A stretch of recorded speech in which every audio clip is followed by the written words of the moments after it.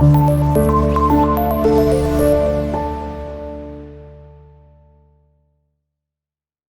वालेकुम क्लास। उम्मीद है बच्चों आप सब खैरियत से होंगे। हमने लास्ट टाइम चैप्टर नंबर 4 को जो है वो स्टार्ट किया था और उसमें लाइक और अनलाइक पैरेलल फोर्सेस और इसके साथ हमने फोर्सेस को कैसे ऐड करना है ये सीखा था। आज हम करने जा रहे हैं एक न्यू टॉपिक जिसका नाम है, वही नाम है जो चैप्टर का नाम है, टर्निंग इफेक्ट ऑफ फोर्स। तो यही आपका जो है वो बच्चों टॉपिक आ जाएगा। लेकिन इस टॉपिक को स्टार्ट करने से पहले हमारे पास कुछ टर्म्स हैं और उन टर्म्स के बारे में हमें पता होना चाहिए। पहली टर्म जो हम यूज करेंगे यहां पर वो है आपके पास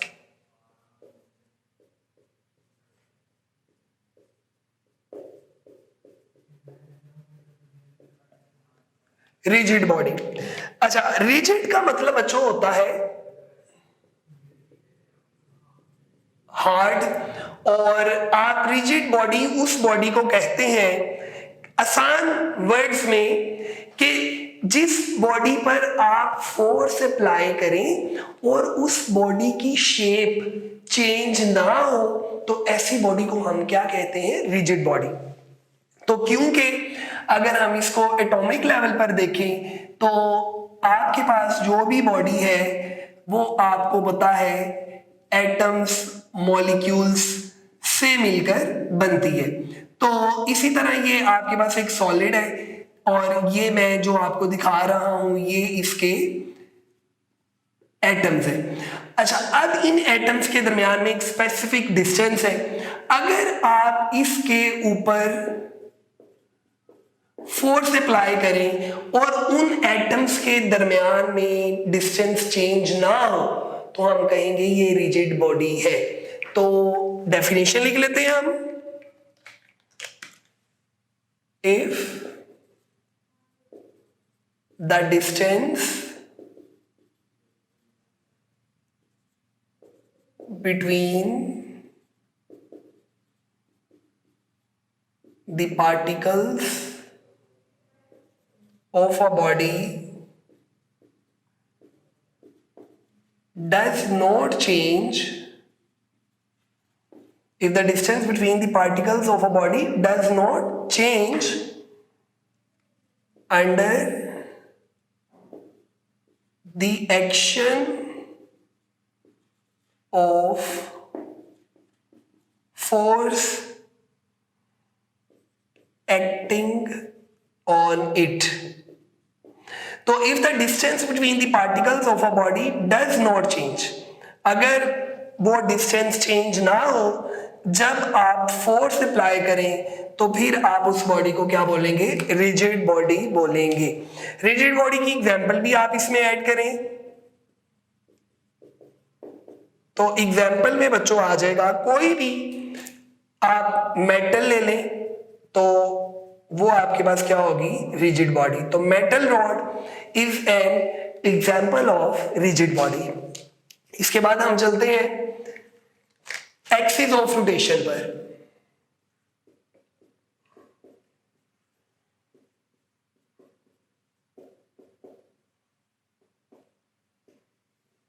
एक्सिस ऑफ रोटेशन के बाद बच्चों हम डिफाइन करेंगे line of action of force को, और उसके बाद हम डिफाइन करेंगे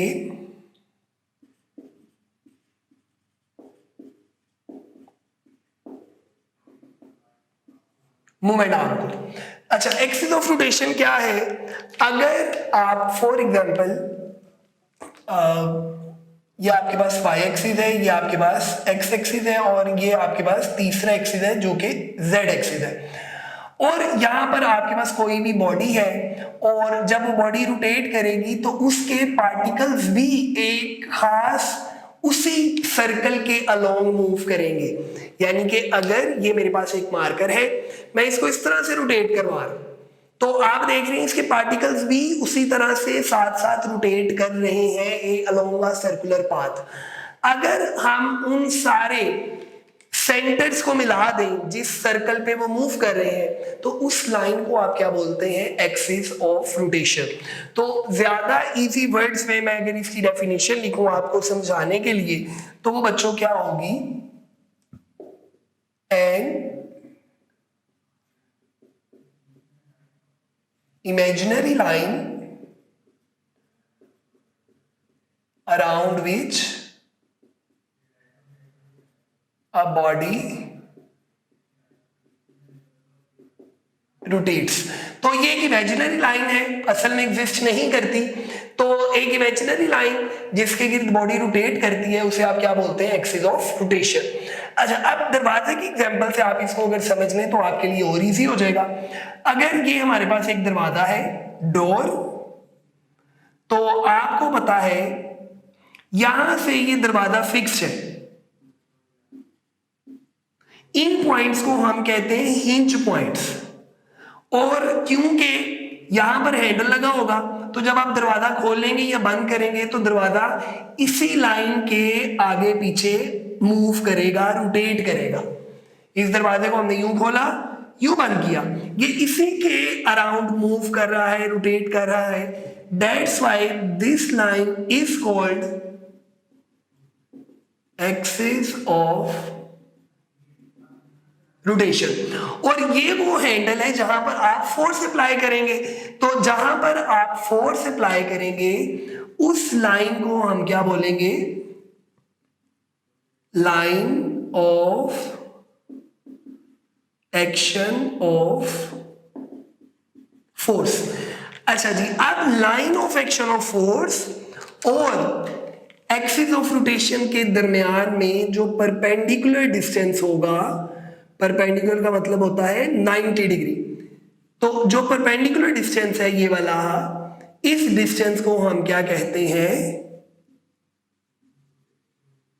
मोमेंट आर्म। तो line of action of force की डेफिनेशन क्या होगी, the line along which a force act is called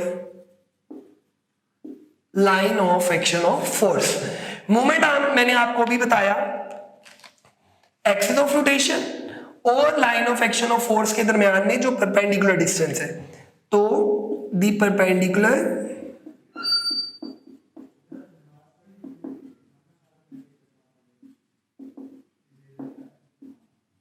distance of line of action of force from axis of rotation is called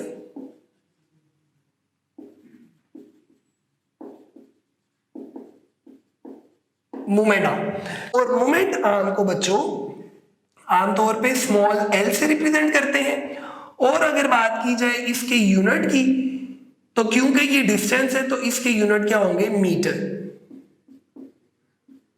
चलें अब हम अपने main term की तरफ आते हैं, जो कि आपके पास क्या है,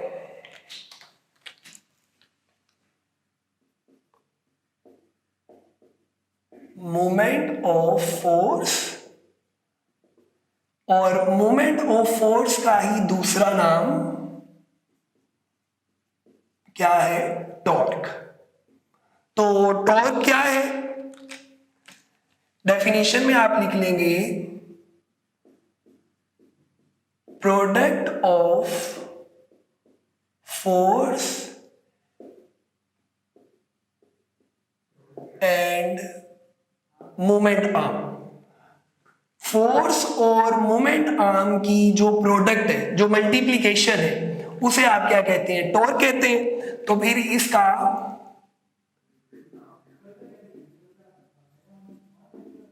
फॉर्मूला क्या बनेगा, torque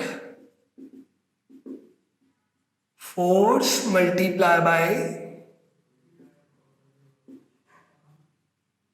moment arm, F multiply by L।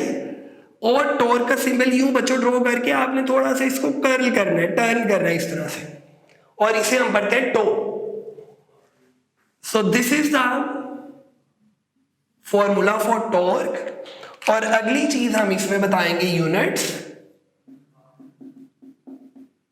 तो जैसा कि आपको पता है फोर्स को हम मेजर करते हैं न्यूटन्स में, डिस्टेंस को मीटर में।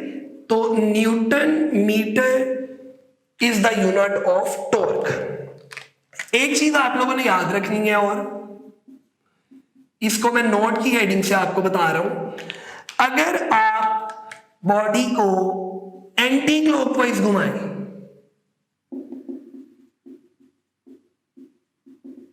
तो टॉर्क हम पॉजिटिव लेंगे, और अगर हम क्लॉक की डायरेक्शन में घुमाएं तब इस केस में जो टॉर्क है वो नेगेटिव होगा। एमसीक्यू के तौर पे आपने इसको याद रखना है। अच्छा, अब एक और एग्जांपल से आप इसको अगर देख लें तो ज्यादा बेहतर हो जाएगा। अगर हमारे पास कोई भी जैसे नट होता है,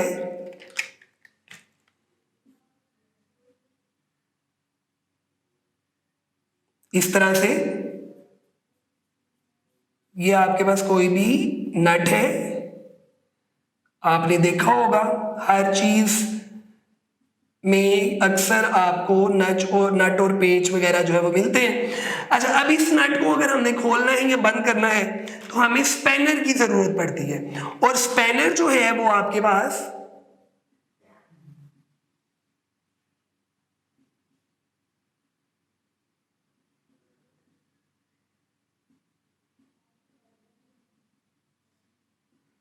इस तरह से है। और अब आपको पता है कि बच्चों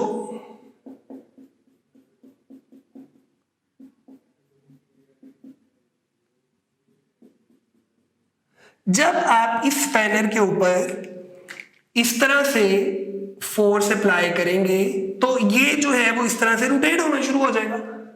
जब आप इसको यहां पर नीचे की तरफ रोटेट करेंगे तो ये बंद होना शुरू हो जाएगा। है, हम ये जानना चाह रहे हैं, ये वाला जो फॉर्मूला मैंने लिखा है F मल्टीप्लाई बाय L, ये आपने तब अप्लाई करना है when angle is 90 degree means theta equals to 90 degree.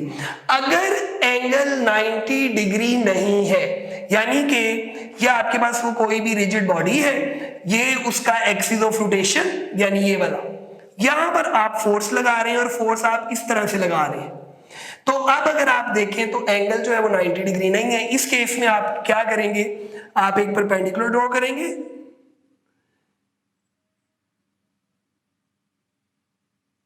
इस तरह से। तो ये आपके पास हॉरिजॉन्टल कंपोनेंट और ये वाला वर्टिकल कंपोनेंट। तो ये फोर्स ये आपके पास आ गया Fx और ये है आपके पास Fy।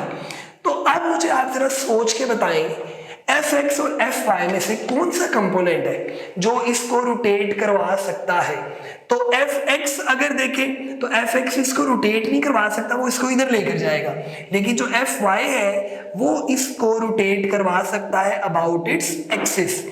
तो एक नया फॉर्मूला फिर हम टॉर्क का जो है वो लिखने जा रहे हैं, वो आपके पास ये डिस्टेंस को हम कह देते हैं r, और अब फोर्स का कौन से वाला कंपोनेंट इफेक्टिव है, Fy। तो Fy आपके पास इक्वल होता है F साइन ऑफ थीटा के। तो टॉर्क का एक नया फॉर्मूला बन गया R F sine of theta. तो ये फॉर्मूला हम तब अप्लाई करते हैं जब एंगल 90 डिग्री ना हो, लेकिन अगर एंगल 90 डिग्री है तो फिर आप सिंपल यही वाला जो है वो फॉर्मूला अप्लाई करेंगे। तो बहुत ही आसान है, एक दफा फिर से आप इसको सुने, बुक से पढ़े, और इंशाल्लाह उम्मीद है आपको जो है वो टॉपिक समझ में आ जाएगा। अच्छा, लास्ट टाइम हमने टॉपिक पढ़ा था टॉर्क, और टॉर्क का मतलब मैंने आपको बताया था टर्निंग इफेक्ट ऑफ फोर्स। जब आप किसी बॉडी पे फोर्स अप्लाई करें और उस बॉडी में टर्निंग इफेक्ट प्रोड्यूस हो जाए, वो बॉडी घूमने लग जाए, तो आप इसे क्या कहते हैं, टॉर्क कहते हैं। तो डेफिनेशन हमने पढ़ी थी product of force end moment arm. अब इन सब का मतलब आपको पता है, हमने फोर्स को भी पढ़ लिया। मोमेंट आर्म क्या होता है? डिस्टेंस बिटवीन, देखें ये आपके पास है, इसके अबाउट बॉडी ने रोटेट करना है, तो this line is called axis of rotation. यहां पर आप फोर्स लगा रहे हैं तो this line is called line of action of force. इन दोनों के दरमियान में ये वाला जो डिस्टेंस है इसे आप बोलेंगे मोमेंट आर्म। तो मोमेंट आर्म और फोर्स की जो प्रोडक्ट है इसे आप क्या बोलते हैं? टॉर्क कहते हैं। लेकिन आज हम कपल पढ़ने जा रहे हैं और कपल टॉर्क की ही एक टाइप है, एक फॉर्म है। लेकिन डिफरेंस क्या है? डिफरेंस ये है बच्चों, टॉर्क में आप एक सिंगल फोर्स लगाते हैं, लेकिन कपल में, कपल का मतलब ही क्या होता है? टू। तो कपल में दो फोर्सेस जो है वो लगती हैं एक ही बॉडी पे लेकिन डिफरेंट पॉइंट्स पे। तो इस वजह से वहां पर जो टॉर्क प्रोड्यूस होता है उसे हम क्या बोलते हैं? कपल। एक एग्जांपल कंसीडर कर लें, आपके पास फॉर एग्जांपल ये एक बॉडी है इस तरह से, और इस बॉडी में आपने क्या किया, इस पॉइंट पर और इस पॉइंट, ये इसका सेंटर है और इसको हम O से रिप्रेजेंट कर देते हैं। एक फोर्स आपने लगाई इस तरफ और उतनी ही फोर्स आपने लगाई दूसरे पॉइंट पर। तो अब ये है एक्सिस ऑफ रोटेशन, ये वाला पॉइंट। तो एक्सिस ऑफ रोटेशन और ये line of action of force, तो ये डिस्टेंस क्या होगा? Moment arm. इसी तरह ये एक्सिस ऑफ रोटेशन और ये पॉइंट बी है, तो ये डिस्टेंस क्या होगा? Moment arm. तो इस फोर्स की वजह से एक टॉर्क प्रोड्यूस होगा और एक टॉर्क इस फोर्स की वजह से प्रोड्यूस होगा। दोनों अगर आप देखें तो डायरेक्शन में क्योंकि ऑपोजिट है, तो इस वजह से आपके पास अब जो टॉर्क है वो आपके पास क्या होगा? कपल। तो हम इसको डिफाइन कैसे करेंगे?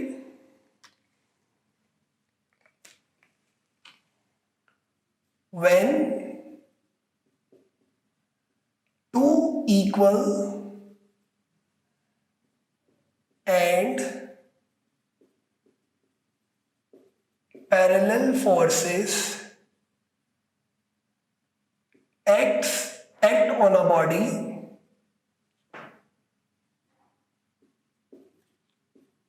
at two